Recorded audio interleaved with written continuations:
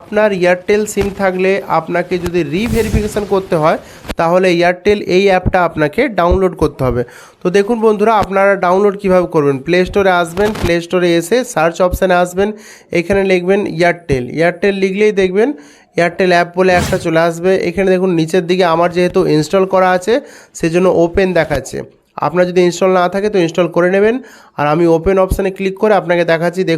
দেখুন বন্ধুরা, অ্যাপটা খুলে যাবে। ডান দিকে নিচে দেখবেন হেল্প অপশান থাকবে, ওখানে আপনাকে ক্লিক করতে হবে। ওখানে ক্লিক করলে দেখবেন আপনার কাছে 24/7 সাপোর্ট বলে একটা অপশান দেখাবে।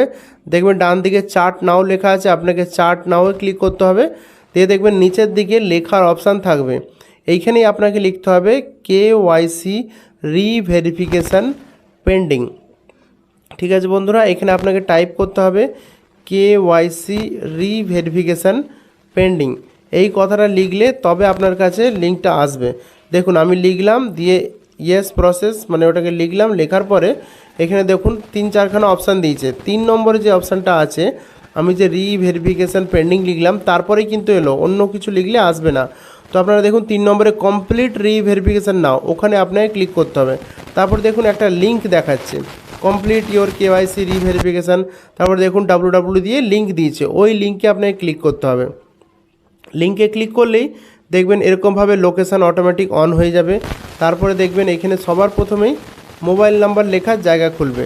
তো প্রথমেই আপনার মোবাইল নাম্বারটা লিখবেন, এয়ারটেল সিমের যে মোবাইল নাম্বারটা আপনার আছে 10 সংখ্যার মোবাইল নাম্বার লিখবেন, আর ভেরিফাই ভায়া ওটিপিতে ক্লিক করবেন। দিয়ে ওটিপি যাবে আপনার নাম্বারে 6টা সংখ্যার, দিয়ে ভেরিফাই করবেন। তারপরে আপনার মোবাইল নাম্বার ভেরিফাই হয়ে গেল। তারপর রইল আধার ভেরিফিকেশান। তারপরে এখানে দেখুন 2 নম্বরে আপনাকে এখানে আধার নাম্বার লিখতে হবে, আধার কার্ডের নাম্বার অথবা ভার্চুয়াল আইডি লিখলেও হয়। তো আপনারা এখানে আধার নাম্বার লিখবেন, খুব সহজ হবে। আধার নাম্বার লেখার পরে নিচে একটা টিক অপশান আছে, এই টিক অপশানে টিক মারতে হবে। দিয়ে ভেরিফাই আধার ভায়া ওটিপি এখানে ক্লিক করতে হবে। এটা ক্লিক করলেই আপনার আধার কার্ডে যেই মোবাইল নাম্বারটা যোগ আছে তাতে ওটিপি যাবে, সেই ওটিপিটা এখানে আপনাকে লিখতে হবে।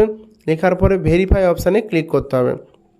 তারপরে দেখুন ক্লিক করলে আপনার 2টো স্টেপ হয়ে গেল। এবার 3 নম্বর স্টেপ ফটো ভেরিফিকেশান, আপনাকে ফটো তুলতে হবে। দেখুন এখানে লেখা আছে ওপেন ক্যামেরা, এইখানে ক্যামেরা অপশানে দেরি হয়, এটা একটু ভালো করে ব্যাপারটা বুঝবেন।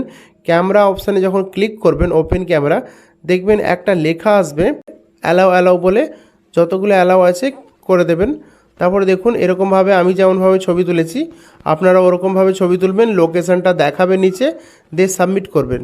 দিয়ে দেখবেন এখানে প্রবলেম আসছে, দেখুন নিচে লেখা আছে live photo does not have white background, মানে আপনার লাইভ ফটো তুলবেন কিন্তু ব্যাকগ্রাউন্ডটা সাদা হওয়া চলবে না। ঠিক আছে বন্ধুরা, সেজন্য আমি ব্যাকগ্রাউন্ড সাদা না দিয়েই বিন্দাস তুলছিলাম, কিন্তু আমি অবাক হয়ে গেলাম যে ব্যাকগ্রাউন্ডটা যখন আমি পেছন দিকে সাদা দিলাম তারপরে নিল। তো আপনারা খেয়াল রাখবেন, ওখানে লিখছে যে ব্যাকগ্রাউন্ড সাদা দিলে চলবে না, কিন্তু আমি ব্যাকগ্রাউন্ড সাদা দিলাম তারপরে নিল।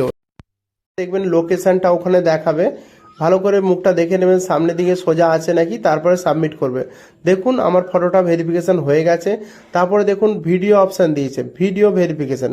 ভিডিওটা এখানে বলে দিচ্ছে যে আপনার প্রপার লাইট থাকতে হবে এবং ক্লিয়ার হতে হবে, মানে ছবিটা একদমই ক্লিয়ার পরিষ্কার পরিচ্ছন্ন হতে হবে, এবং মাথাটা সোজা হতে হবে এবং স্ট্রেট হতে হবে, এবং চোখটাও খোলা থাকতে হবে, এবং মানে গার্মেন্ট এবং অন্যান্য কোনো জিনিস আপনার ফেসের উপরে থাকবে না, যেমন কাপড় বা চশমা বা টুপি এসব কিচ্ছু থাকবে না।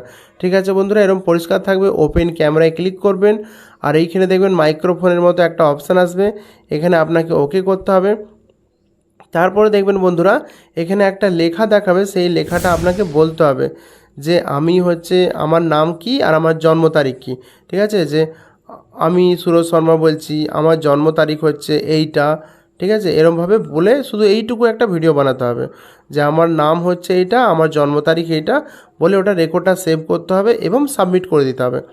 তারপরে বন্ধুরা সাবমিট হয়ে গেলে ভেরিফাই ভায়া ওটিপি দিয়ে আর একটা সাবমিট করতে হবে। দিয়ে দেখবেন লাস্টের ওটিপিটা দিলে আপনার ফাইনাল ভেরিফিকেশান সাবমিট হয়ে যাবে। তারপরে দেখবেন কিছুক্ষণ পর আপনার কাছে একটা মেসেজ আসবে যে আপনার অ্যাপ্লিকেশানটা ঠিকঠাকভাবে করা হয়েছে। তারপরে আপনি 1-2 ঘন্টা বাদে দেখবেন আবার SMS আসবে যে আপনার এটা ভেরিফাই হয়ে গেছে, পুরো ঠিকঠাক হয়ে গেছে, ফুল ফাইনাল ভেরিফিকেশান হয়ে গেছে। তো বন্ধুরা এইভাবেই আপনারা বাড়িতে বসে ইজিলি রিভেরিফিকেশান করতে পারেন। ভালো লাগলে ভিডিওকে লাইক করবেন, বেশি বেশি শেয়ার করবেন।